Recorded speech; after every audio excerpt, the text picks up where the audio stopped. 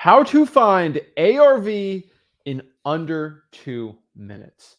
Guys, that seems like very far-fetched if you've listened to any real estate wholesaler in the past 2 or 3 years that, oh, ARV has to be perfectly calculated and everything great. But the honest dang truth here is, no, you can actually go out here. And I've said this many, many times. In under 120 seconds, heck, even a minute, you can go find your ARV. You can find the value of your next wholesaling deal really quick, because when you're going after ARV, a lot of you guys just, your calculations are insane and it's really destroying your wholesaling success. I think a lot of it's a knowledge issue. And so what we want to do is really share with you out of a lightning fast ARV, how to calculate repair cost in, let's see, about 15 seconds. And most importantly, how you can get to your MAO. But we're not going to be talking about MAO too much today because MAO is pretty stupid. And we're going to tell you what you should be focusing on instead. And really at the end of this video, what my point is, I'm trying to get everyone here out of this analysis paralysis thing. And as somebody that gets sent a lot of JV deals, if we, and all the deals coming in, like if we just sat there for 50 minutes, right? 55 minutes on every deal, what's the calculation of this? No, right? We check these deals, but I'm just letting you know when we get a deal, we're looking to make $20,000, $30,000, $40,000 on the deal. And we don't need to spend 15,000 hours checking it out. We also need 2 minutes to see if it's a good deal or not. And so what we're going to do is show you exactly our system for it. That's really quick, really simple, really fast. So you can do the same exact thing. If you're one of those just people that spend way too much time comping and all these things, we're going to cut it off today and get you some wholesaling success. So we're excited about this. We're going to help you out, guys, a lot today. And we're going to make you a lot more money in wholesaling real estate. So we're pumped up for this. So let's talk about this myth of ARV, right? Yeah. Like it's calculate. So from the top, what is ARV, right? Like what is your definition of it? So I've heard multiple terminologies on it. So I hear after repaired value. I've heard after retail value. Like everybody just kind of makes up terms as they go. Honestly, ARV is probably the most misleading part about figuring out the value of a house. So ARV, does it mean, is it going full rehab? Is it in like normal conditions? And that's the problem. A lot of people do ARVs to the tippy top of the scale of what the property should be. And in my opinion, just take that property under normal terms without all the huge repairs on it. And I would just do average wear and tear. But so many guys pick the highest ARV of a brand new renovated property. And I'm telling you, that's the hardest way. You guys already know, I told you, if you spend more than 10 minutes doing a comp, you're going to have a real problem in wholesaling, because comps, to get them perfect, you have to be a realtor, because that's how they make their money. We're somewhat guessing. And remember, if I have to break out a calculator, if I have to spend more than 10 minutes, I know I'm overpaying for the property. So you just start with that basic rules. But like ARV, like what's your definition of an ARV? So ARV, guys, it's, I want you to know you are overcomplicating everything you've ever heard of wholesaling real estate. A guru's trying to make wholesaling confusing to you. A guru's trying to get you all stressed out. A guru's really trying to, right? What ARV really is, it stands for after repair value. And so let's kind of get over like these terms, right? After repair value. So that is what the property is worth in its best case scenario. It's its best condition, right? The fix or upper type value. And so if I see a house and I see what the value is of it, okay, if I poured 50 grand in repairs, which it needs, what it'll be worth. Yeah. And I know this sounds really stupid, right? But like, think of value. What is value? Value is basically what someone's willing to pay for something. That's the value of something, right? So what is a foot long from Subway? It's worth about $5 because people are willing to usually pay for it, right? Or $6, whatever it is, right? And so understanding that's what it is. So what is a house worth? It's worth what someone else is willing to pay for it. And that being said, if I know right now this property, I talk to buyers, they want to buy it for $120,000. But if I put $50,000 in repairs on it, it'll be worth $170,000. Mm-hmm. Okay, that means the ARV, the after repair value, is $170,000. Now, here's the issue. A lot of you guys, and this is the vast majority of you wholesalers believe that this value, this ARV, is a perfect number. It is like it's like math. You guys are used to school, right? And school's really stupid for most of it. But like a lot of you guys are used to this, right? Here, find what X is, right? It's like 5X plus 2 equals 16. What's X, right? And people are like, okay, you do a calculation, and this is the exact number, right? And a lot of you guys truly believe from school when you're doing ARV, there's only one number, and that's the exact number. ARV is an estimate. It is not an exact number. It is, I hate to say it, it's a guess. It's a range. It's a range. A range is the best way to describe it. And what I mean by that is if I try to sell a deal and I talk to a cash buyer and I say, hey, Mr. Cash Buyer, how much do they pay for this property? One guy will tell me 125 grand. One guy will tell me 128 grand. One guy will tell me 100 grand. One dude will tell me 50 grand. And another guy will probably tell me 130. Mm-hmm. Are they all wrong? No, they're all right. It's a free market. We live in a capitalistic society when we're doing wholesaling, right? Yeah. It's just what someone's willing to pay for it. And so, yeah, if I sell it for 50, I guess it was worth 50. But if I sell it for 130, it's worth 130. But here's the issue. A lot of you wholesalers will try to sell it for 190. And you're getting offers for 120, 130, 125. Be like, they're all stupid. They don't understand. Yeah. No. If 15 buyers are all within 120 to 130 range, that's what the market price has basically determined for that thing.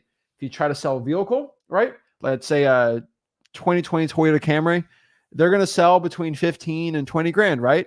You're not going to sell it for 40. Some of you guys wholesalers will say, oh, I saw this Toyota sold for $100,000 and it was like a fancy Lexus. That's what you guys are doing. Like, oh, you're too like optimistic with this. And the truth is it's a guess in a range, but you can kind of get in a good range. It's like kind of doing a car, right? You guys have cars. You can kind of get a range of what the car is worth, right? Now, you can see what that car is worth if it's really nice with no miles and when it's like same thing. And here's why I'm using a car analogy on this is because everyone has sold pretty much a car before. Everyone understands how to get a value for a car, right? Yeah. Because if I was going to try to sell a Toyota Camry, what am I going to do? I'm going to look at other Toyota Camrys in the area that sold that are very similar, right? I just pulled the Kelley Blue Book. And that's it. Yeah. Like you guys don't go after the highest priced one and be like, okay, that's what I'm going to sell. No, you look for a range, right? And a lot of wholesalers don't do this. It's mind-boggling to me. But that's how you do it, okay? So most wholesalers, and I've always said this, they spend way too much time. They put way too much effort trying to do this. And within 2 minutes, you can do this. Like within 2 minutes, I can find the value of a car. Like it's pretty simple, right? You just see what they're listed for, what they're selling for, things like that, right? And cars, you actually don't get sold prices. You only get list prices. And like that's kind of the funny part. You're just putting way too much effort in. And so what we're going to do today is show you exactly how under 2 minutes you can find ARV and MAO quick, easy, and simple. And so let's just not waste time. Let's get in this straight into it. Now, number one, like a car or whatever, we have to identify the information.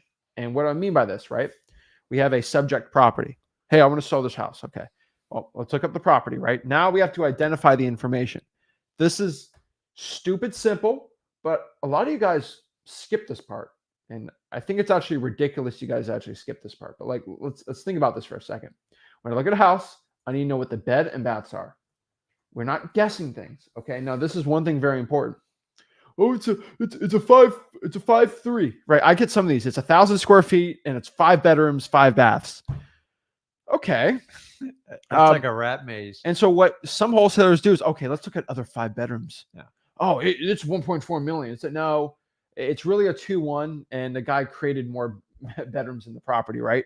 And so what you have to understand is I like to go straight to the source. And so I like to go to the tax assessor and the tax, basically there's a property appraiser, there's a tax assessor site. They're all different names. Every county's got a different one. But basically it's the information the tax collector, when they get the taxes, they get on the property. When they do it, they look at the house, they get the information, they get the listing. Because what you're going to find is you're going to get people that you're trying to find the square feet and they're like, I don't know, it's a square feet. I think it's 1,500. You think? And then you lock it up thinking it's 1,500, and then the buyer's like, it's really 1,000 square feet. Oh, and then the seller's like this. Well, I included the garage.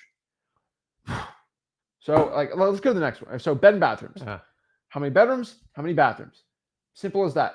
And if it's unpermitted, which means they added, let's say, for example, here it's a 2-bedroom, 1-bath. And this is a Florida thing a lot, where basically they family members move in, like are older. Port St. Lucie thing. Well, it's all Florida. Miami has this. Port St. Lucie likes to convert their garage as an extra bedroom. Yes, Miami does this. Fort Lauderdale, Yeah. Orlando, they do it everywhere. And basically what this means is they'll take the garage, they'll seal it up, put an AC system in it, and be like, it's a 3-bedroom. Yeah. Now, you have to pay for a permit because there could be fires, electrical hazards, and all these things that people could actually pass away from if you don't do it the right way. Yeah. But people don't do that, right? And so they like, it's a 3-bedroom. Well, it wasn't permitted, so it doesn't count.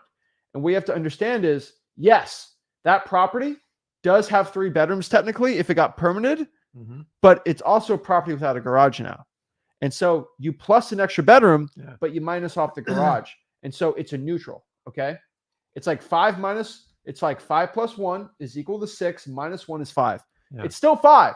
So the value of the property doesn't go up when they convert the garage because it loses a garage, which is actually valuable in a property. And just so you understand that. And it looks like a garage with like carpeting down on it with like a window unit. It just, when end buyers see it, they're like, no. And you got to understand, as wholesalers, we get stuck with all these houses because they didn't pull the permits, they didn't do anything right. And then they're like trying to give you a 2-1 and tell you it's a 3-1.5. And you got to know when you do your comps that end buyers are going to see the same thing you do. Like you see a problem 9 times out of 10, when we get those types of house, the fix and flipper just converts it back to a regular garage. It's easier. It gets more value for the house. And so the bottom line is don't get stuck on the number of bedrooms. It really matter. Just doesn't matter at all. No. Right. And so what I mean by this is if you're getting this, you just have to you have to be kind of smart with it. That's kind of the best way for me to explain this. And so also what I mean by this, and this is really important. And so like, I know I'm just trying to explain this the right way. So if the garage is converted, you're going to get sellers. All right. They're going to say this, and we have to really understand this with our ARV and stuff, right? The property goes from a 2-1, which is 1,000 square feet, to a 3-1, which is 1,200 square feet. And they want to sell the house like it's a 1,200 square foot house. What you must understand here is, yes, it is 1,200 square feet, but it doesn't have a garage. So you have to minus it off. And so what you need to do, and this is controversial, and this is what we've always done, is what it originally was, that's what it's worth. That's it. Comp it as a 2-1 that's 1,000 square feet. Even if it's 1,200, you have to minus off no garage. And so just treat it as a 2, whatever the taxes originally had it as, do it like that. I think that's where a lot of wholesalers starting out, they have sellers try to screw them. Or you know why people try to add square footage? Because realtors, they use a trick like, what's the cost per square? $150, $200 a square foot. We're going to get into that. Yeah. And so you just got to be careful with this. And so the next part here is actually looking at the square footage. Now, I want to make sure everyone understands this. Square feet is a very, very, very wrong data set your sellers are going to give to you. I would say, and this doesn't seem like all that, but it's a lot, about 15 to 20% of your sellers are going to be completely off on the square footage. Not their fault, but what they're going to do is they're going to go on Zillow, which is about 400 square feet off, because they pull an API from the tax. And under air and non-under air, like it all gets confused. And so Zillow says 1,500 square feet. They just assume it's 1,500, when it's really 1,200. But the porch with the API, Zillow just assumed the porch was not a porch. Yeah. It was and so the seller thinks it's 1,500 square feet. Now, if you go to the property appraiser, you go to the deed, you go all these things, it's really not 1,500 square feet. It's actually 1,200. And so the seller's going to tell you it's 1,500 square feet. And then you get an offer to them that's 1,500 square feet. They look at comps that are 1,500 and they get screwed up in their mind. What you really need to do is find the actual square footage, not what Zillow says, not what Realtor.com says, heck, not what PropStream says sometimes, right? Go to the actual property appraiser site, the tax assessor that has a sketch of the entire property, and just look at what it says. That will actually show you the true, real one. Guys, and that's the only one you want to believe, because that's what's on record. And sometimes properties get listed, and then like what realtors do, I've learned the hard way, is once a property gets listed once on MLS, regardless if it winds up being a wholesale deal or not, everybody just copies the information. So one realtor gets it wrong, it's like in there for life. And when you tell homeowners that's not the square footage, they usually get very confrontational with you. There's two types of definitions on your property appraiser site you have to look at. One is called UA, which means under air, and the other one is UR, which is under roof. Now, under roof is going to be proportionally bigger than what's under air because it's going to any overhangs, any patios, anything like that. So always calculate under air. If you calculate under air off the property appraiser site, you now have the truth. If it's right or wrong, it doesn't matter. That's what it has to be priced out, because to change it in the tax records takes a long time. So if we're buying it right now, even in the next few months, I have to go what's off the property records. And guess what? If they're different, then they need to go to the city and they need to apply for the permits and get it correctly. It's not my problem. So guys, go to the property appraisers under air, UA. A lot of sellers will mislead you and put the under roof. They'll include the garage. Garage is under roof. That's not something that we evaluate when we do it. Does it have a garage or not? Does it have a pool or not? They are yes or no. So you got to go through, you got to compare apples to apples when you do this. It's so important. Property appraiser site. Don't take Zillow. Don't take MLS. Don't take Trulia. Go to the site. So just we're going to be very clear. Just do that. That's the best way to do it. Now, next thing we calculate is we want to know the property age. This is very important. Now, this is really easy. Like you pop up the property appraiser, all this info's there. Okay. Like it's all there. All right. And that's just when was the property built. Then we look at property type. And what I mean by that, it's not just a Florida thing. Every place has this. We want to know, do we have a house built in 1854 in Pennsylvania? Or do we have like a concrete structure, new construction in Yuma, Arizona? Right? We got to understand this because we got to compare them, right? And so now we get all the information. What we do is step 2. It's just really simple. We compare, all right? Or what we call comps. And so comps is short for comparables. Simple. And so now I got a list of what my property is, what the subject property is, and we're going to look at very similar ones. And so if I have a 1,000 square feet, that is, let's say, a wood frame house built in the 80s, I'm going to look at very similar ones. Now, a lot of people, they have these crazy rules for comps and all these, like, I'm just being honest with you, screw all that stuff. Really what you have to understand is you're just getting a range. Like you can't be perfect on this thing. And I use a lot of logic when I look at things. And so when people send me deals live and like on these live streams and stuff, and I really talk to them, they'll send me the most trash deals. And what I mean by that is like, they'll send me a deal they locked up for $320, and the ARV is $340 and needs $50,000 in repairs. It's just like, and it takes me 5 seconds to figure this out. So I'm like, oh wow, this is a trashed house, and really nice houses are selling for $380, and it needs all this work.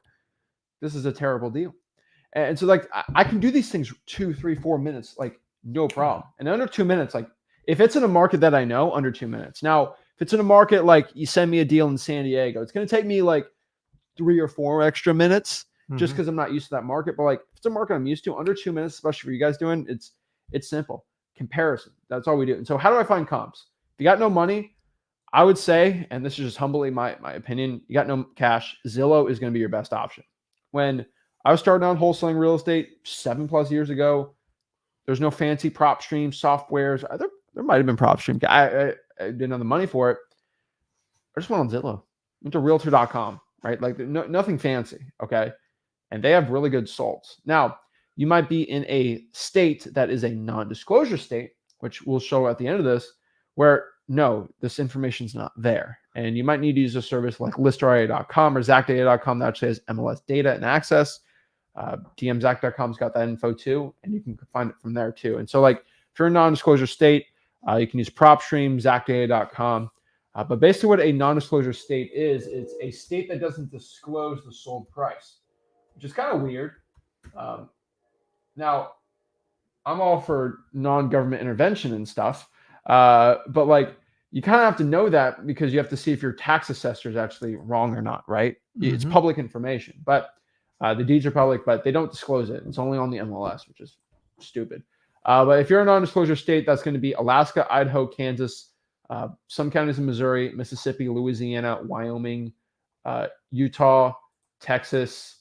Let me just show you the map really quick. Make it quick. Proption makes it actually pretty simple to look it up. Here we go. Let me show you what a non-disclosure states are. And so these are going to be the non-disclosure states really quick. Basically, that don't disclose it. And so we got Alaska, Idaho, Kansas, Missouri, some counties, Mississippi, Louisiana, Wyoming, Utah, Texas, North Dakota, New Mexico, Montana. The rest are disclosure. And so for the majority of wholesalers, Kansas is going to be big, Texas and Louisiana, right? For like most metro markets, Texas is the big one. And now if you're in Houston, Texas, I want to give everyone a quick tip. HAR.com. If you're in Houston, is probably the best way to get free comps in Houston. If you're in Dallas, you're kind of out of luck there, but it's a good range. If not, you can use listari.com, zachdaddy.com. They're really good ones for there. But like, then we get some comparables, right? We look for other 2-1s, we look for other 3-1s. It's not that complicated. What I like to do is look for the past year. This is controversial opinion, and this is something I'm going to attack for very, very hard for, but it's true. If I have a comp that's 2 years old and it's the one next door and it's the same exact house, use that and then just take a market adjustment. Exactly. I know it's crazy to say, but like that is the perfect, the one next door, same exact property, right? And you can kind of do a market comparison or change on it, but like it's probably one of the best comps you can get. Yeah, I mean, guys, one of the biggest things when you're comping for wholesaling, you can't go out hunting. What I mean by hunting is you're trying to find a comp to justify what you paid the seller for. If you find yourself hunting, you need to reevaluate how you do wholesaling, because you can always find something to justify your story. I don't even care what it is, but when it comes to comping, it's used to tell you if you have a deal or not. And sometimes the truth is right in front of you. You just won't recognize it. So learn how to make the right offers. We'll talk about it. But most likely when your sellers tell you like this is the range and you went out hunting for a comp, you've got a problem. You need to fix it. Guys, do not spend a lot of time. I always say if you spend more than 10 minutes, actually 2 minutes is what I prefer, because either I got a deal or I don't. If I have to try to like squeeze a million things in and make a deal, that's not wholesaling, guys. And you need to be aware of it. Yeah, I've said this a long, long time, but you just got to don't squeeze it. Just find the ones that are good and you're going to go there, right? And then the next part is you kind of make a rough price per square footage. Like that's just pretty standard. And so if I see a property sold for $200,000, 1,000 square feet, it's going to be about $200 a square foot. Yeah, simple, right? And then I look at the other ones, I kind of get the average and then multiply that by mine. Do you ever wonder when a investor or wholesaler says, I'm using conservative comps? This isn't a political statement, guys. The idea is if I got a healthy chunk of comps, similar size, similar areas, similar make, in the perfect world, I'm going to take the highest comp and throw it out, but then you got to take the lowest comp and throw it out. And then from there, you come up with a range. And so if I have a range from 210 to 190, you know what my comp is? It's 190. But a lot of you guys say it's 230, 250. And for the record, when you guys sit there and fluff, when you're trying to offer a JV or have someone do it with you and you fluff the high range of the comp, you immediately discredit yourself. You look terrible when you do it. Because if you don't think a JV partner like me and Zach are going to look at the numbers, the other thing is too, is when you go, listen, I got this deal under contract for 200 grand smoking, it's worth 400. You better make sure you know what the repairs on it, because if you think we're just going to ignore the repairs, eventually it's going to come out. So conservative means take the lower, because listen, I'd rather you make more money than less. But if you go with the aggressive comp and you miss, you could actually get in big trouble in wholesaling. So simplify. I always told you if you have to whip out a calculator, you probably don't have a deal. Oh yeah. So just understand, make a rough price per square foot. And then from there, you can kind of calculate a rough ARV. Now, we're going to get into MAO and things like that. We got to find our repair cost. And so what I'm going to do is go into freewholesaling.com. Let me just let everyone know. Let's go back here. All right. I have it's a website. It's called freewholesaling.com. It's my free course where I teach you wholesaling. I could charge you $5,000 for it. And a lot of people pay for it every single day, but I give it out for free. You know why? Because I'm not a broke wholesaling guru. Now, let's look at this. When I go to freewholesaling.com, let's go here. Let's share my screen. I'm not gonna reveal all of freewholesaling.com because you got to be in there, right? But if you go to freewholesaling.com, you go here, you go to ARV. Huh, that's interesting. ARV, huh? And we scroll down and we have basically our repair sheet, right?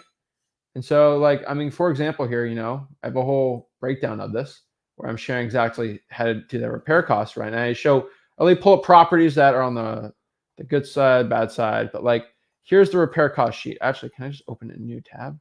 Yeah, I think I can do that. Let's pop this up. There we go. So this is the repair cost worksheet. We're going to update it for 2023. Sorry, 2024. Inflationary pressures? I'm not really. I mean, inflation's pretty cooled down. But freewholesaling.com, this is basically the repair cost worksheet. Screenshot this, or just go to freewholesaling.com. It's all in there for you to download. But basically, if you have a property, this is really roughly the repair cost. It should take you 5 seconds to do this. And, oh, my guru said, I don't care what your bro guru said. This is roughly what they're going to be. Now, I know this is a very general range, but we're just trying to get a general comp, just a general feel for it, right? I will tell you, light repairs, any property is going to be at least 15 grand if it's 1,500 square feet or below. Most of them, right? Even with updating. Medium, 25 grand. Heavy, 60 grand. Then it kind of goes up from there based on the square footage. Now, let me emphasize this. This is very, very important, okay? This is one of my biggest, I would say, pet peeves with wholesalers. I had one person say, Zach, this house needs 0 repairs. It is turnkey, ready to go. And I feel like people think repairs, and I know it's in the name, does anything need to be repaired on it? No, not really. Well, what you need to do then is then your comps have to show only properties that are not updated. Right. And so updating is part of the repairs because it's an aesthetic repair. And so a lot of you wholesalers have a nice clean house, but the house looks like it's from 1974. And so, and then I'm like, well, the kitchen's really old. The bathroom looks nasty. It's clean, but it looks really old. It needs to be updated, right? Yeah. A house needs to be updated about every 20 years to get to an ARV level. So sometimes you go in a house and it doesn't need any repair. You're like, no, it's clean. But if you walk in a house and it looks like a time capsule, like when you were a kid, it probably needs updating. Period. Because remember, your customer, which is the cash buyer, his or her job is to bring it up to modern times, make the investment, and then that's how they get the return. So you got to reflect it because either way, your cash buyer is going to walk in and they're going to see exactly what you do. So figure and calculate the numbers so you can make an offer accordingly. And so just to understand, guys, a lot of you wholesalers like, oh, we need 0 repairs. One guy told me, you need about $3,000 in repairs. That's it. I'm like, dude.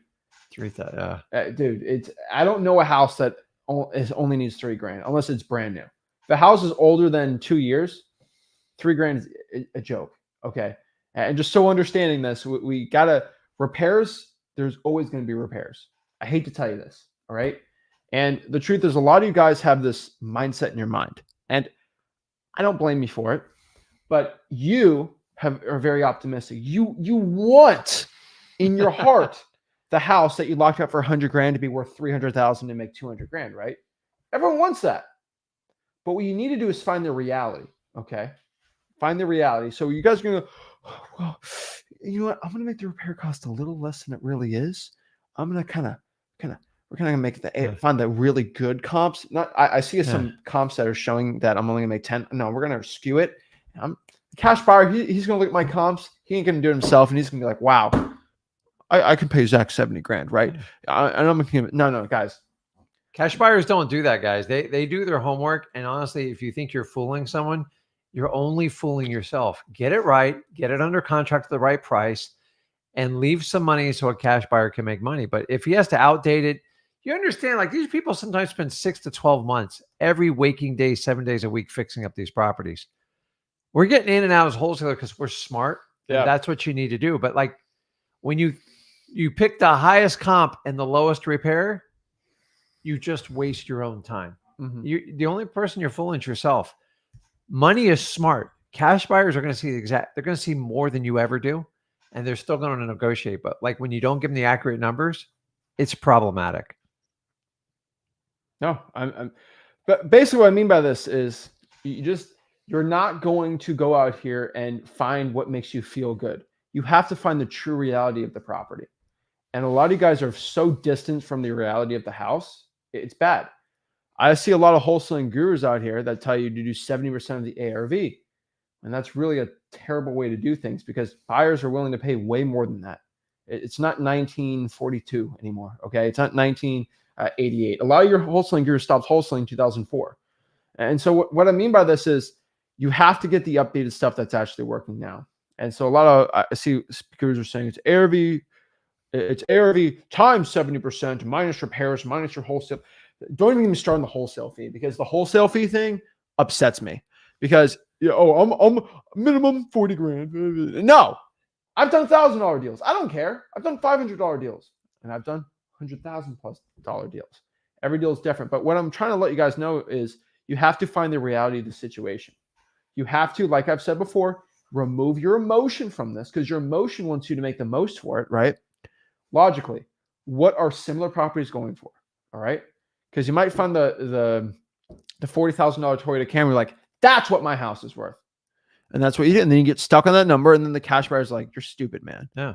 And here's the reason why I'm saying this is because if you're the guy that locks up a deal for 100 and you can calculate logically it's worth 125 to a buyer and you sell it for 125 and you make 25 grand, you're good. Buyer's going to like that, right? And then they fix it up. They make 50 grand. It's a win-win for everyone, right? Or you're the guy that tries to sell it for 160.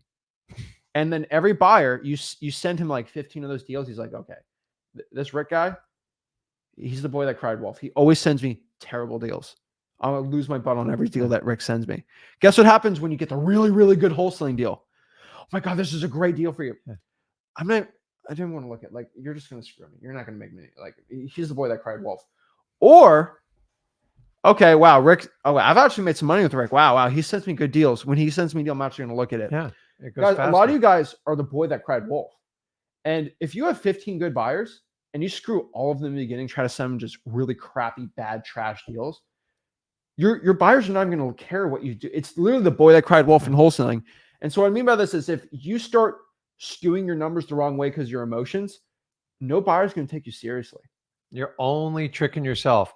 In our local markets, a lot of our virtual markets, we have a list of wholesalers we just won't work with. Why? Because everything they give us is a lie.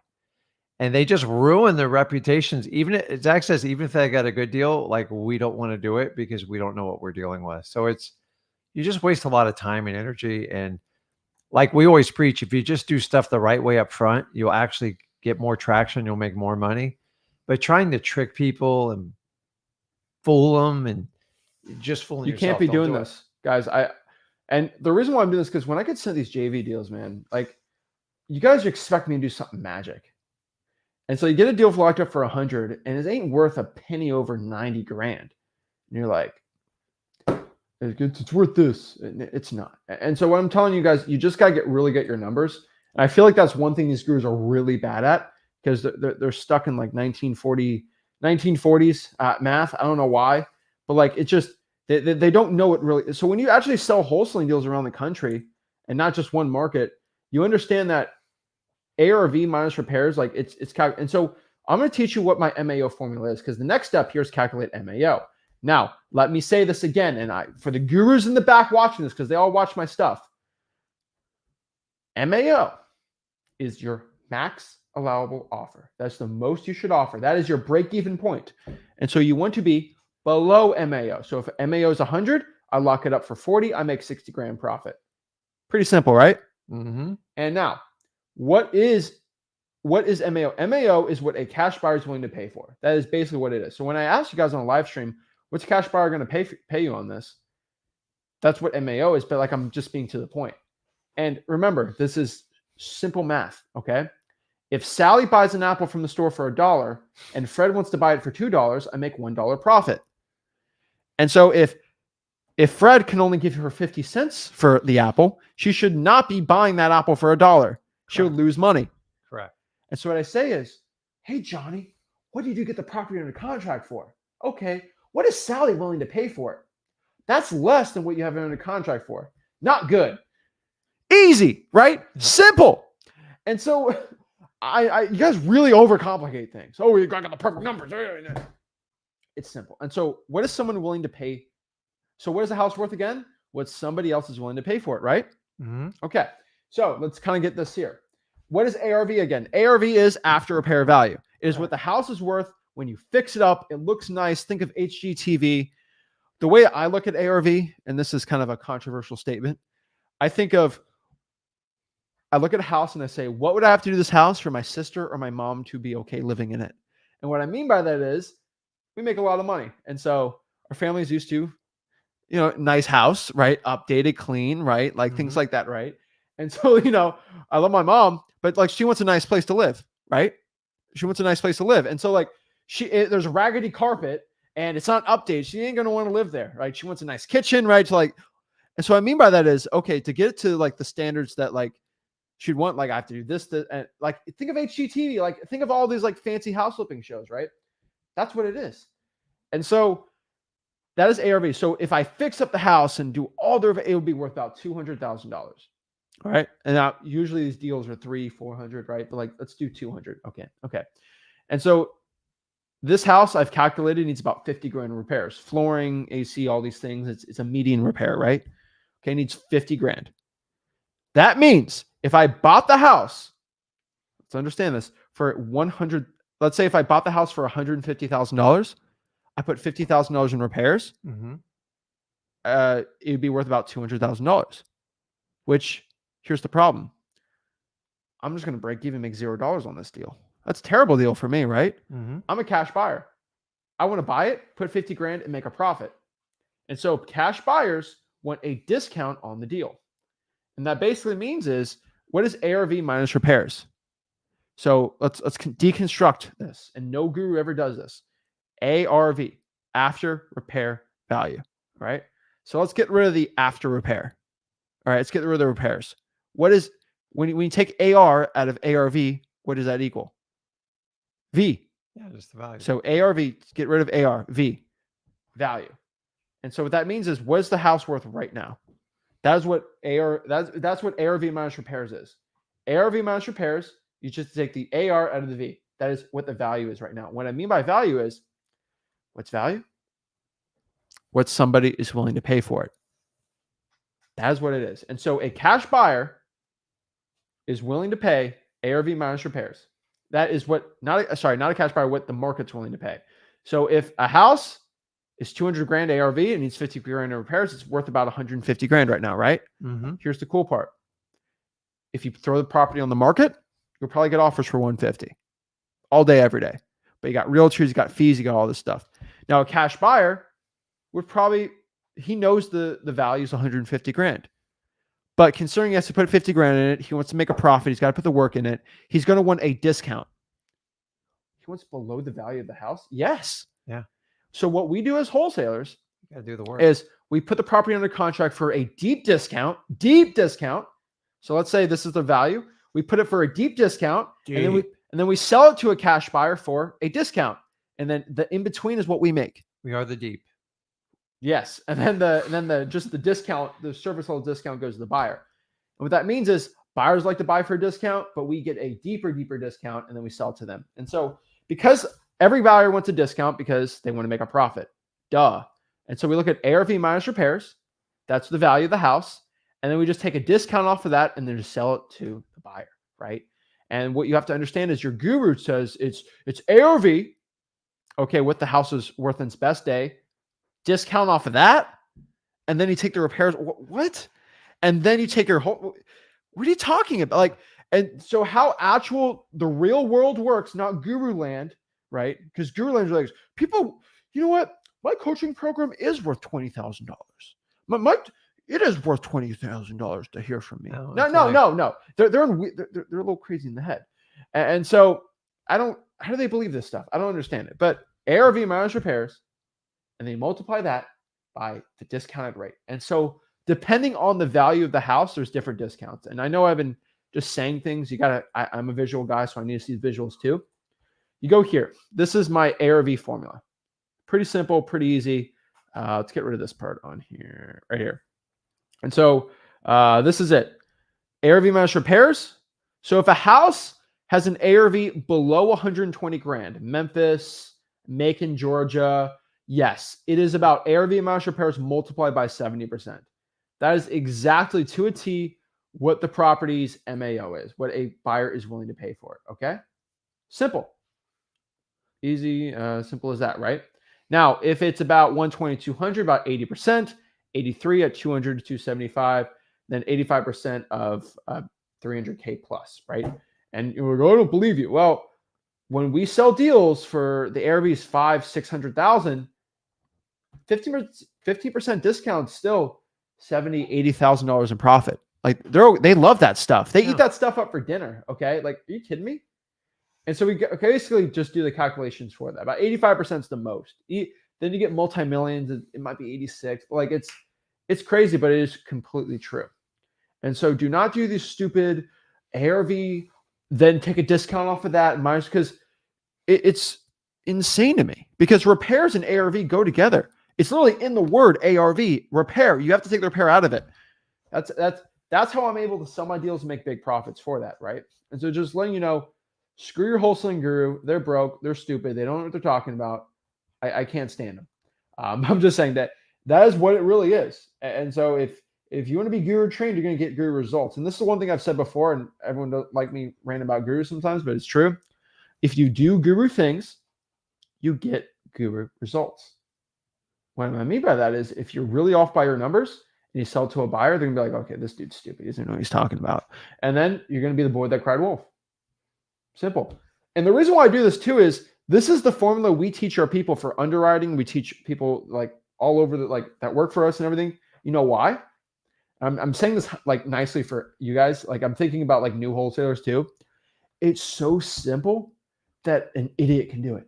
Like you can be completely like not know one thing about real estate, but like if you just follow this, it's idiot proof. And I call it Zach proof because I'm dumb with things sometimes, right? It's Zach proof, right? Yeah. Like anyone can get that. And like I can get my friend who doesn't know anything about real estate, I can just show him this, like, okay, and then he can just, it's easy for him, right? Yeah. Because I just have simple rules and he follows it, right? A lot of you guys like to overcomplicate things and get the calculations. And the reason why I'm stressing this so much is because we got to get the MAO as a range. And now let me say something that's going to hurt a lot of feelings. It's going to trigger you guys. Your cash buyer is going to come up with their own MAO. Let me repeat myself. Your cash buyer is going to come up with their own MAO. Oh my God. And what I mean by this is you are not going to go convince your cash buyer the value of the house, because you know what value is. Like I've been hammering home to you guys. It's what someone's willing to pay for it. All right. And so you're not going to go in here like, okay, well, this is the comp, this is the comp, this is the comp, this is the comp. The repairs are this and this. And then here's the cash buyer going to say, well, I flipped 100 houses in the past year. I know exactly how much flooring is going to cost me. I know I have my own repairs because I have my own team and I know exactly what things are going to cost, right? That's what they're going to say. So yeah, I appreciate you, John, who's 18 years old, who's never bought a house in his life. I appreciate you trying to calculate the repairs, but like he's going to humbly say, I have my own repair costs. And yeah, I like the comps you've shown, but you skipped some of these that I actually care about more, right? Yeah. I'm going to do my own ARV. And what he's going to do is he has his own little formula. What his formula is actually what the real formula really is. He's going to be like, okay, if I buy it for this, I pour this in, what's the ARV, right? And he literally does ARV minus repairs. And he sees, okay, this is ARV minus repairs. He's going to put 150 on for that example. And he's going to say, okay, so it's 150 is going to be my ARV minus repairs. Now he's going to say, actually, no, he's going to do 200 minus my repair cost, whatever it's going to be, let's say 40. That's 160. How much do I buy it for? 110. All right. He does the calculation there. He's like, okay, I can make about 30 grand on this. Yes, do it. Yeah. Or he'll do it, say, I'm only going to make 15 grand, right? He's going to do his own numbers, which you're not going to do. It's going to be a little more complicated. He's going to spend an hour doing it, not you. Because if you put your own numbers on there and then your cash buyer debunks them, he or she's not buying from you. So you actually do a disservice by putting comps up there.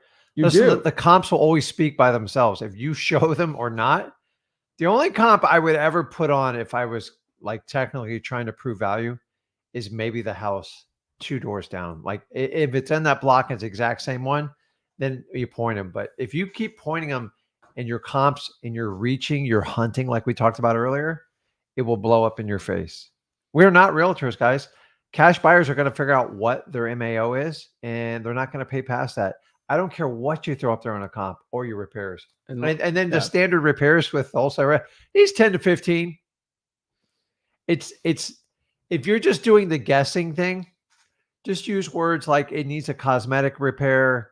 It does need some work, needs some love. You know the code words realtors use. No, it's stupid. Cozy means small. No, I know. And so just letting you guys know, your cash buyer, they're going to come with their own MAO. And so MAO is for you, just so you don't get it under contract for too hot.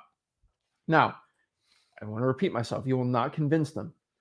Let me repeat myself. They say, so you have a deal locked up for $100,000. You want to sell it for 120, right? Mm-hmm. And they say, I have to be around 100, 105 on this. You're not going to go back and say, no, you're wrong. You're dumb. You're stupid. It's actually worth 120. You need to pay me this. I know it seems funny to say, but like cash buyers really do this. Wholesalers really do this to cash buyers. Do you try to convince them? You're not going to convince these guys. I mean, you don't get $500,000 just to pour in a property to flip by being stupid. Being honest, like you don't get that money by being an idiot, right? I mean, some do, but I'm just saying, like they have their own formula. And if you're talking to a buyer that's actually flipped 3 or 4 homes before, they have their own way of doing things, and their numbers are really good because they know themselves better than you know them. And so you're not going to convince them. So you just got to be simple. Hey, do you want to buy this deal for $120,000? What does that work? So I'm selling it for. Oh, I got to do 115. Well, 120 is the price. I have other buyers. If you're willing to do it, sure. If not, I'll just sell it to someone else. I know there's a good profit on this one. If I'm wrong with something, please show me and let me know, but that's just what I found.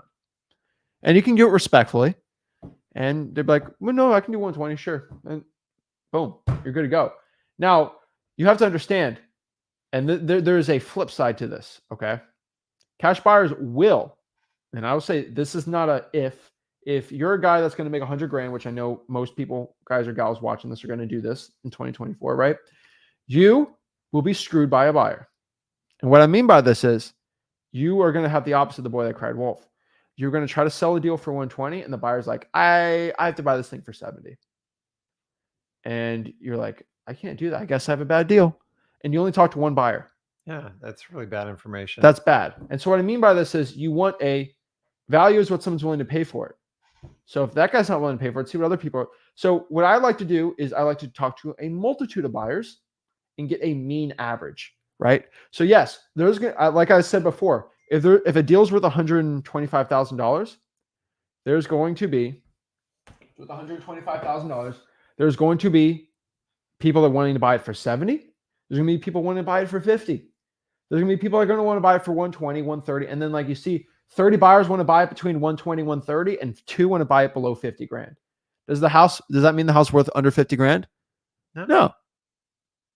It's worth over it. And I hate to tell you, cash buyers are known to lie to you. They're doing the same techniques you are when you're trying to buy the property. They're trying to get it as low as possible too. But I'm going to tell you, just like I tell you when you're dealing with motivated sellers, we're not selling to them. I train my cash buyers. It's a simple yes or no. The only exception is when I have no buyers, then I have to reach. But remember, you're only selling an opportunity. You're not selling a property. You're selling your contract, guys. You're selling the opportunity for them to take on a project and make money. So you guys got to stop looking at these like when you go to your cash, like, I have a house to sell you. I'm a traditional realtor. No, you're not. I make all my cash buyers make fast decisions. Realtors, people will take weeks, if not months, to make a decision. So Zach comes and looks at my property, walks through. I control it. I go, listen, we got 5 minutes. I got to get in and out. I go, listen, let's go out by the car or let's go get a cup of coffee. Hey, Zach, you in at 1:30? And I just look him dead in the eye, dude. I don't sell. And he, well, you know this. And I go, great. I tell you what, come up with your best number. I'm going to have this thing sold by 8 o'clock tonight. Yeah. It's just a simple yes or no with me. And then once you do the takeaway, I'm trying to get him to chase me a little bit. But the minute you start negotiating with a cash buyer, and you don't have the right number, you're not confident in your comps and your numbers, that's when you guys start giving the house away. So get the right number, get under the right contract. We'll talk about that. Make sure you're using conservative comps. You have a range. And then when you go to cash buyers, if you have confidence, let me ask you, when you buy a property from a wholesaler, can you tell instantly if they're confident or not when they try to sell you the deal? Oh yeah. Like right off the bat. Now, when the guy gives me 8 comps, I go, let's go. I'll go just like, let's go through the 8 comps. The first 2 comps are complete BS. I didn't even waste my time on the rest of the project. You need to do the same. You guys got to think way ahead of your cash buyers. So when you're confident and they see crap, dude, Rick did his homework. He knows his numbers. He knows what he's got. You ever people say, I know what I got. You've got to know what you got. If you know what you got, they're easy to tell. If you don't know what you got, you're constantly seeking someone else's opinion. And let me ask you this. If I ask 10 different people a question, no matter what it's about, I guarantee you, for the most part, you're going to get 10 different answers. No different with cash buyers. Oh, yeah. So, guys, you will not convince these people. FYI, they are not dumb. And so what you got to do instead is just get an MAO. Here's cool. Just lock the deal up for so low, you're going to make a ton of profits on it. And so what I mean by this is just find the LAO. LAO. What do you mean by LAO? LAO is not MAO. It is a new, I mean, we kind of coined it this year, right? Yeah.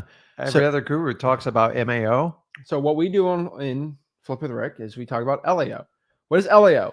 LAO is not max allowable offer, but your least allowable offer.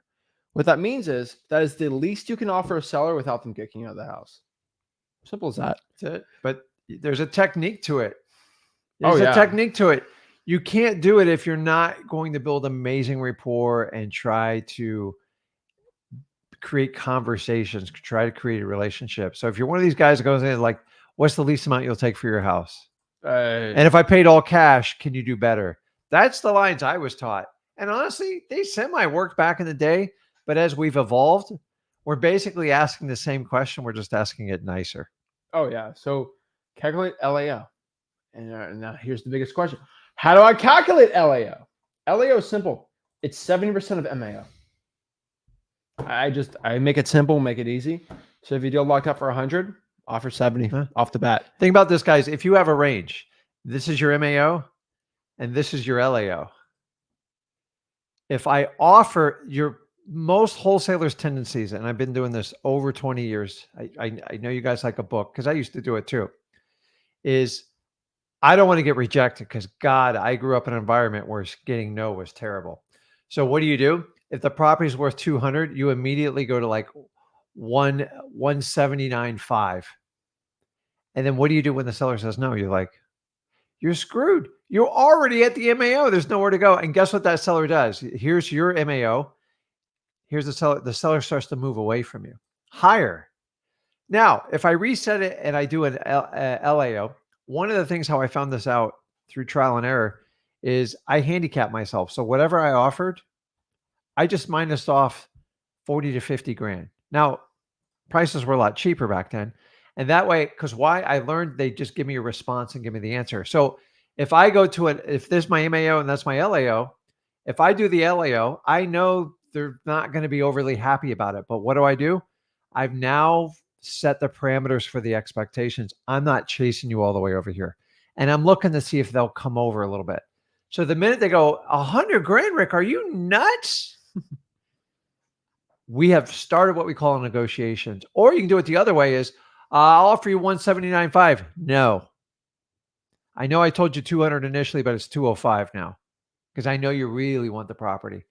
So I just detach myself. He says 70%. You want to offer whatever you don't think you're going to get kicked out of the house. Most of you think that's the MAO. That's a joke. So when I get a response, absolutely, Rick, I can't take that offer. You're nuts. I talked to my wife. We can't do anything below 155. Dude, I just saved you almost $25,000 just by doing that. Now, occasionally you will get kicked out. I'm sorry. It means you didn't build enough rapport. But you're going to hit that relationship at the peak. You're going to go with the LAO, and which is what we teach at freewholesaling.com, go for no. And then basically now you have a negotiation. Now he says 155. You said 100. Now we have a new parameters. I just saved you 2 weeks of negotiations. Just trust me on this. I'm telling you guys, it works. You're better off getting the lowest price available. Remember, you're never going to make a seller sell you the house. They already have a number in your head, and you all suffer the disease of trying to be like ESP experts. You try to guess it. Stop guessing it.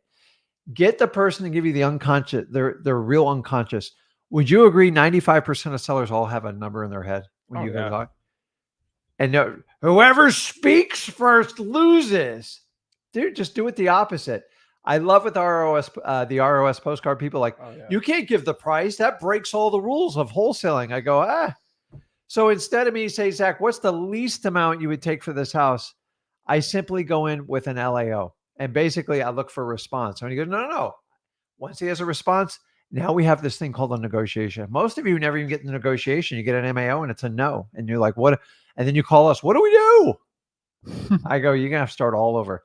And by the way, would you agree when you get a price under contract, a house under contract, and you get the wrong price, it is painful to go back and ask for huge reductions. The LAO method, the go for no method, completely prevents this problem. I agree. I think a lot of wholesalers, they just, oh my goodness, they get so confused, right? And they're like, just calculate the LAO. The point of your first offer is always to get the no. Yeah. And I've said this a lot of times, but like I want everyone to understand this, okay? What you do is you do a baby childlike negotiation tactic. So a lot of people think you need to be a real professional with a suit when you're negotiating with a seller. This is logical. No. What you do is you literally negotiate like a child. And what I mean by that is, okay, so there's books like Chris Voss has a good one, Never Split the Difference. Yeah. That works, in hostage when it's like, hey, I'm going to go end this guy's life, or I want my money. You can't really split the difference there, right? Yeah. You can't really, well, can you just like cut off an arm or something and say, no, like it's all or nothing. It's kind of high stakes, right? Well, wholesaling is not like that. It's a number, all right? It's not a life. And what I mean by this is you have to do it like a child. And so let me use my Oreo example because it's the best one people really can kind of grasp. I'm an analogy guy. I don't know why. But if I talk to a baby child and they love Oreos, right? I love Oreos. You love Oreos too, right? And if it had Reese's Pieces, you get hungry. So I'm just saying Oreos. But basically what I mean by that is if I give the kid, I'm like, okay, well, tonight you have 2 Oreos for dessert tonight. Some kids, kids, they love to negotiate, right? Mm-hmm. The little negotiators, it's the best. Well, what they said, no, I want 4 cookies. Okay, well, you know what? Let's meet in the middle, 3 cookies, right? Right? That's how kids do it, right? But here's the thing. Meeting in the middle sounds like you're losing. But if you meet in the middle and someone has ridiculous terms, the person with the ridiculous terms always wins. So let's say this. I said the person, like, you have 2 cookies. Well, I want 1,000 cookies. Well, can we just meet in the middle? I'll give you 500. Deal. Yeah. Who won? The kid won.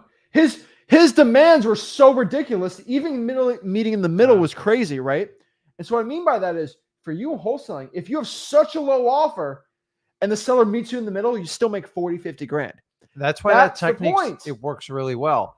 But if you guys start at MAO and try to split the difference, you will get killed. Yeah. If you do it from a go for no perspective, the LAO, dude, you let them suggest the idea and you look like the hero. It was like splitting the difference is you're so weak to do it. No, it just means you're starting way too high in any negotiation you're doing. So if you go for that you could do cars, you could do boats, you could do houses. You can actually win in splitting the difference. It sounds smart. It's not a bad book, but like if you're starting like retail numbers, I get it. But when we started at our wholesale numbers, splitting the difference is an amazing deal. It is. Oh yeah, and you sound very professional. Hey, this is logical, right? This makes sense. Huh? You don't sound weird and emotional doing it. And that's why it works really well. So LAO guys, it's the move. This is how wholesalers in the first deal, they're making 50, 60, 70 grand. We just had Jason on. He showed us on the Flipbook YouTube channel. It was really crazy. 23 deals in a year, right? Hundreds and hundreds and hundreds of thousands of dollars. And he made 73 grand on one of his first deals. Or it was over 70 grand, I believe, if you watch the video. It was a massive deal. One of those was like a huge deal. Because he watched this channel, just like you. And he said to himself, hey, I'm going to go for no, and I'm going to do an LAO. And guess what? It's a little nerve-wracking to give a really low offer, but it's a little nerve-wracking to have a $70,000 check in your hand too. Is it worth it? Hey, I'm just saying, like, what's worth it, right? Guys, I had 5 years of frustrations.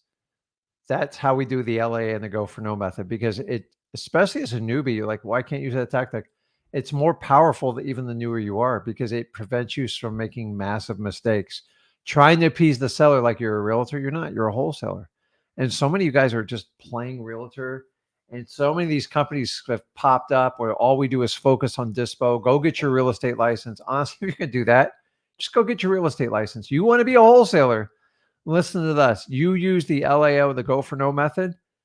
I don't want you buying every property when you talk to a seller. That's realtor land.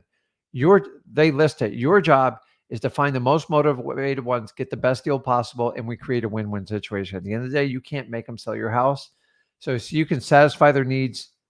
They like you, you show confidence, and you actually create an incredible rapport with them. This is easy. I don't bat 100%. He don't bat 100%. You're going to get rejected more than you get accepted, but it gives you a great starting point. If you do not go for that go for no, on average, it will cut your negotiations down by like 90% because you cut to the chase much faster.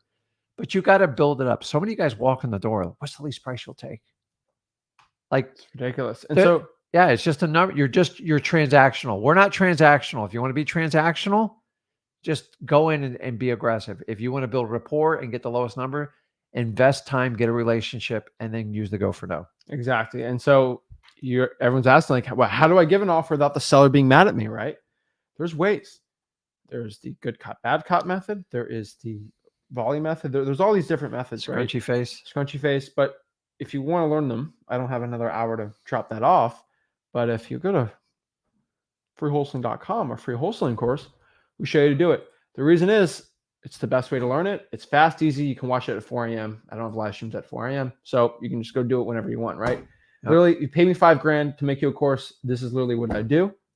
And it costs a lot of money to run. It's a private server. I can show things YouTube does not allow me to do, like live seller calls, because there's privacy policy, things like that. Give it out for free. Freewholesaling.com. There's a reason why every guru and their mom is upset at me right now.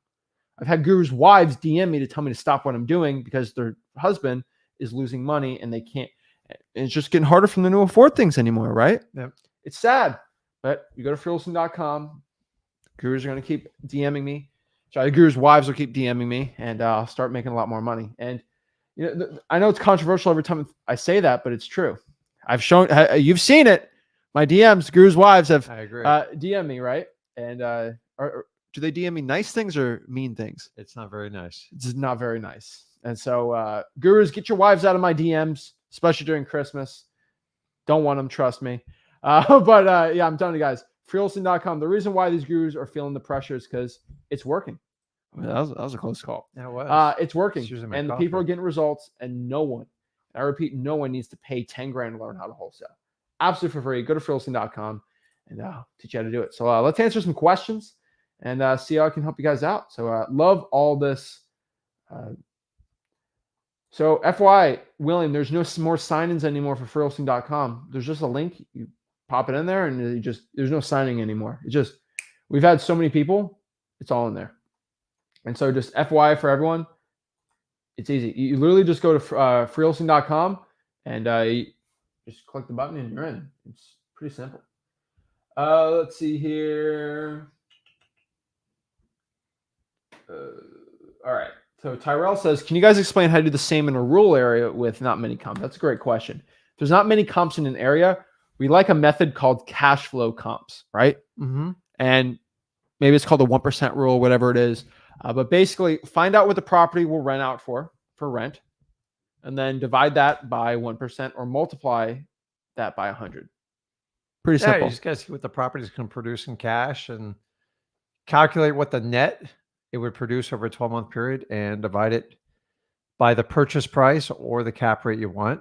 And that'll give you a percentage, and you can calculate that just like if you're going to put money in a bank. You're going to get 1%, you're going to get 15%. And that's a good starting place to kind of figure it out, especially if the house is ugly, because most likely it'll wind up being a rental property. But I do cash flow comps all the time. They're actually easier because they're very black and white. Comps are very subjective. What one pays for this house, what one pays for that. I love income producing properties because it's all based on the cash, what it produces in cash. Exactly.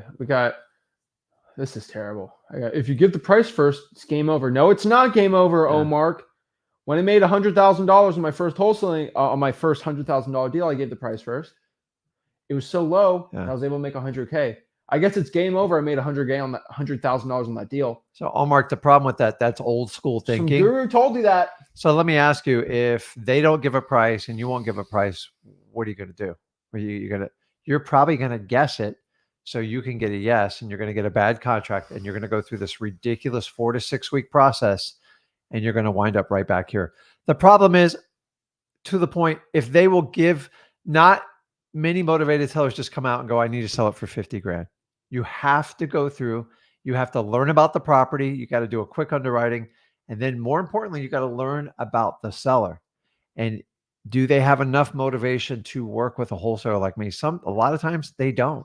And that's just the reality. Most of you guys are talking to the wrong people. But what are you going to do if they don't spit a price out and you don't give a price? You're going to sit there for 4 hours? You can say, what's the least amount you take for your house, Zachary? And they're going to what do you like? That's a crazy question. So we use these methods. Why? I didn't start wholesaling yesterday. I've been doing this 20 plus years. I'm telling you guys, I've been on so many appointments. I know exactly how they all go. I was raised in a world where he or she who spoke first lost. That mentality doesn't work in this world anymore. You have to have a conversation and connect with people because people want to do business with people they trust and they feel understand them. And if the first thing you do is attack people on price like that, you will lose credibility. It makes you seem salesy and fake. Listen, people buy from you. They don't buy from your company. By the way, guys, people don't give a crap what the name of your wholesale company is. Ask me how I know. I've had so many names, it doesn't even matter to me anymore. It's a joke. No, I agree. That drives me crazy. He or she speaks first. I'm like, do you see issues during the reassignment process? It's the assignment process. I'm guessing what you're saying is when there's no permits or upgrades on upgrades. If there's no permits, it's more of a cash buyer issue than anything, and it won't really affect title too much. I mean, always there's a violation or thing but usually if it's a upgrade on a house and there's no permits of it, it's kind of, I mean, there shouldn't be any issues on it because then the cash buyer will fix it up, get their permits and stuff like that. Cash buyers, 9 times they know they're buying a project. See, if you have traditional financing, they won't let any of this stuff go through. So these houses need a cash buyer, but you just close everything to them because it's the right thing to do. And number two, you don't want to come back screaming, but they know what they're getting into when they do it, and they buy it without the permit, knowing they have X amount of days to fix it. And then you introduce them to the city employee so they can work it off and you're free and clear. Because a lot of times the title company will, if there's a code violation, they'll write the title outside that code violation. And then the new buyer gets 30 days to make effort to apply to rectify the problem. The cities are aware of it. They like when new people buy the properties and get them right. It's when you ignore a property for 5 years, it ain't going away. And that the fines have to be paid and then transferred over and then fixed. So, but yeah, this is why we want cash buyers. We have problematic properties. So if you had traditional financing, if it's not perfect up to snuff, they'll never even finance the property. No, not even close. Brandon says, do you guys think wholesaling will be around in 5? Oh, Lord. Brandon, we've literally talked to you one-on-one before. You've literally hopped on. Brandon, he's done wholesaling deals. Bro, yeah. Wholesaling has been around for hundreds of years. Yeah, it's not going anywhere, dude. It's written in the Constitution. It's called the contract clause in the Constitution. Brandon, they told me it was going away in 2003. What year are we in? Approaching 2024. Seriously, you gotta you can't let fear run your life. Gurus as long as there's real estate around, because they give you something to scare you, and then they sell you the solution, right? What gurus do is they try to break your leg and then sell you a surgery for your leg, right? We have to understand this wholesaling will be around in 5 years. If the United States of America is around in 5 years, then yes, because the contract clause in the Constitution says. So actually, let me show you, because I could say things. Gurus say things all the time. Let me show you the proof. Let's pop up the Constitution. And why you're pulling that? Everyone's all worried about this bill about hedge funds are not going to be able to buy. Dude, Your politicians are deeply embedded in BlackRock, all these companies. Your 401ks, everything, never going to Well, no, pass. It's not going to pass. There's no way. Okay, so basically what he's saying is a senator made a bill, a left-wing senator made a bill trying to stop hedge funds from buying houses. That same senator was also a person who introduced a bill. When people introduce bills, they introduce bills that will never pass just to do it, okay? Just to say they tried. What I mean by this, someone said stop hedge funds from buying houses.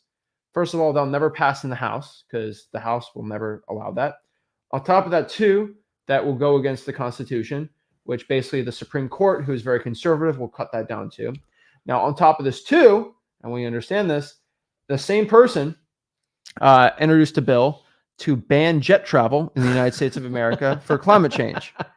And so, yeah, he introduced that bill. And so none of y'all were saying, oh, is the airline aviation industry done because they introduced a bill? No.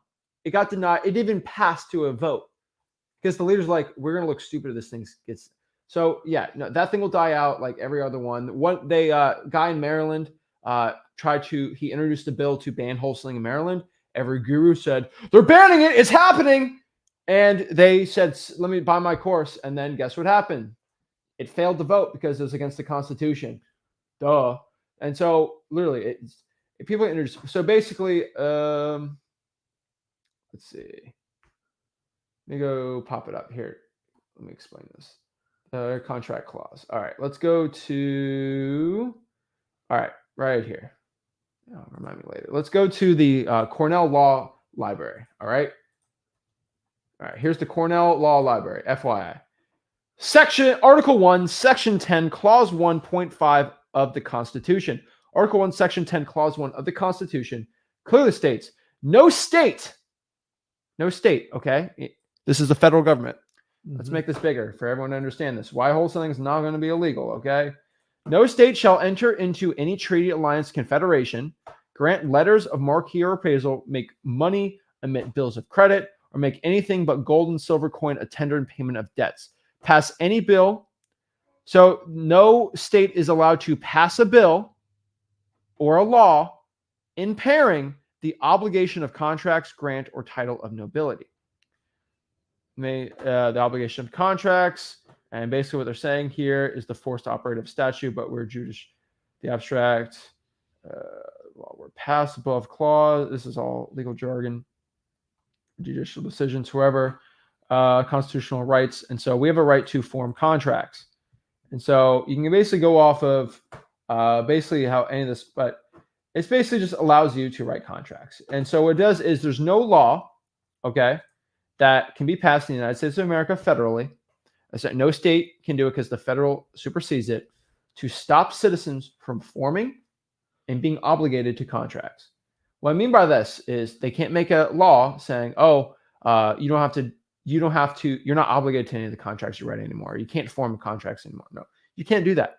Contracts are literally the foundation of common law, which came from England to the United States. So how our entire law system is based off of contracts, obligations, and things like this. You got to understand, when you sign a mortgage, you're signing a contract. You're signing a contract. And so, like, I'm telling you guys, stop freaking out over this. Unless the United States goes to poop, we're fine. And so, yeah, as long as the Constitution's good, and you got to remember this too, how the Supreme Court works. There's a 6-3 majority on one side, and that side that is a 6-3 supermajority are very, very strict on what the Constitution says. They don't do any leeway. All right. What does it say? Well, it says that we're not good, right? Mm-hmm. And so, FYI, like I'm not really too worried about it because I believe in the Constitution. Gurus don't believe in the Constitution. They think we can rewrite it and change things. Sure, but I read what the Constitution says. It'll be shot down pretty quick. Chris says, Zach, would you say it's fair to do 0.75 ARV? Oh, Lord. That is really bad. No. You're trying LTVs, cash out refis. No. Okay. You're trying to calculate based on everything except wholesaling. So how else do I tell you? You don't need a course. You need a deep discount, and then you got to sell the discount to the cash buyer. But like your hard set formulas, because if you do wholesaling right, you really mitigate your risk as long as you're responsible, and the reward's off the hook. So let me ask you, if you make $1,000 with little to none of your own money, what was your return? It's like mostly infinite. And then you take that same skill set and you learn how to make 5,000 and 10,000, 20, 30, 50, 100, so on. That's it. But you guys got to like do some walking before you do some running. And these hard set rules, I've never ever subscribed to this 70, 75%. Here's the reality. If I'm buying a house for 200,000 and I got someone that paid me 210,000 and like they're locked in, left a deposit, signed an assignment agreement, do it. Who gives a crap what the percentage is, right? Exactly. If I'm making 10, 15 grand, what if it's 96.2? What if it's 78.7? Like you guys get so hung up on numbers because the incredibly challenging part for most of you, you guys are taking your old mindset, you're bringing in the wholesaling because you're excited about it, but you're trying to use the old rules in the matrix in wholesaling. It doesn't work that way. I would love to say, here's the math problem. This is it. But the problem is you're focusing on the math. And the reality is you need to be focusing on the individual's needs. If you focus on the seller and try to help them out and solve a problem, you'll make money. If you sit here at 70, 75%, you're going to be stuck all day. Exactly. And so I'm just letting you guys know you're overcomplicating this. And so Brandon says, I'm not gurus. I'm worried if it's hedge funds. I'm worried they're buying all the houses up. Well, Brandon, you're worried because you don't know your information. Humbly. What I mean by this is, let's look at the numbers. All right. So how many houses do hedge funds own? Hedge funds and private equity firms and endowments currently own 574,000 properties. Okay. Let's look at how many homes are in the United States of America. Brandon, do you think there's 1 million houses in the United States of America? There's 144 million homes in the United States. That's crazy. That's a lot of houses, right? And so if we do the numbers here, I'll do it. Let's do it. 577 divided by 144 million. Hedge funds currently own 0.5% of all the homes. And so I'm not really too worried about that. And let me look at the numbers here. Let's do this here. How many houses are built each year in the USA? There's about 1.4 million. There's 1.4 million houses are built a year. There's 3x the amount of new homes being built, being sold to individuals than there's corporations in total even buying. That's how crazy that number is. And so I think you're way too worried, man, right? Listen, we like hedge funds. It gives more options on it. They're never going to pass a bill to prevent it because all our monies are tied up in 401ks and stuff like that. But the only reason it's got traction because hedge funds never really got into the single family home market before, ever. So they've gone from 0 to just under 600,000. People think, oh, they're going to take over hundreds of millions of homes. They're not. Sorry. There's only so much they can pay. And we're going to see if they made a good decision or a bad decision. But I wouldn't worry about it right now. No, and then I'm telling you that something like that will never get passed because there's just not enough votes for it. And it's pretty stupid. And so, yeah. And I think something about, I think it was just, yeah. And so they try to do a hedge fund. Let me pop it up. Hedge fund ban on homes. And so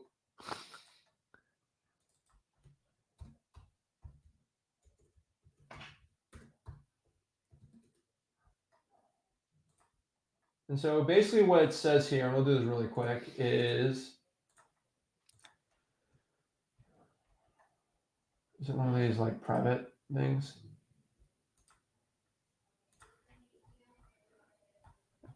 Is it a video? Oh Lord. Yeah, don't do that. Doing that.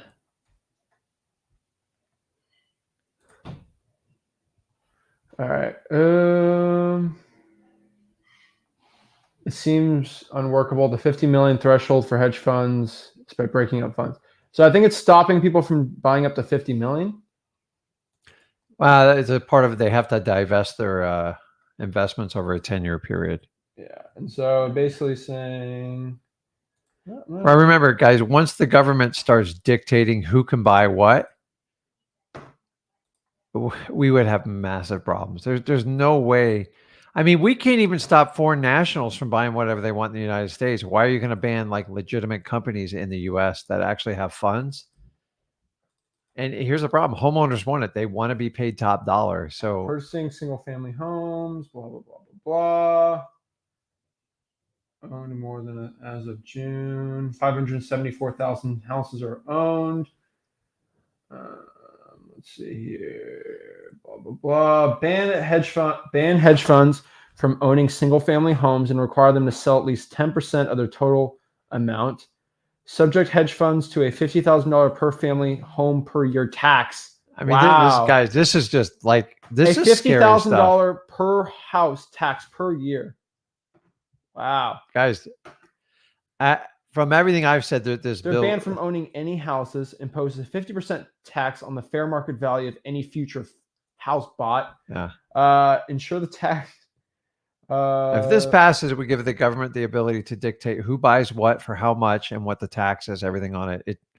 It's never going to fly. And if it did fly, we would have serious concerns because can you imagine? Like you have to do this, and this to buy a house, but anybody from China or Russia can come over here and buy in the U.S. without any questions asked. No, that's it. Yeah, I'm not getting political. Okay.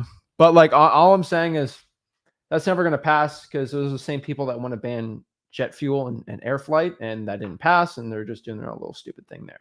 Guys, don't worry about it. They own 0.5% of all the homes. Don't worry about it. So guys, go out here, read the Constitution, read the Constitution tonight. Make sure that you're wholesaling safe. Don't worry about it. These gurus don't know what they're talking about, and they obviously have never read the Constitution in their lives. But guys, got any value from this video? Do me a favor. Make sure you go to freewholesaling.com. Make sure you smash the like button, subscribe. Make sure you go out here and be safe. And yeah, go out here and wholesale some houses, make some money. Appreciate it, guys. This is Zach Ginn signing out. Rick Ginn signing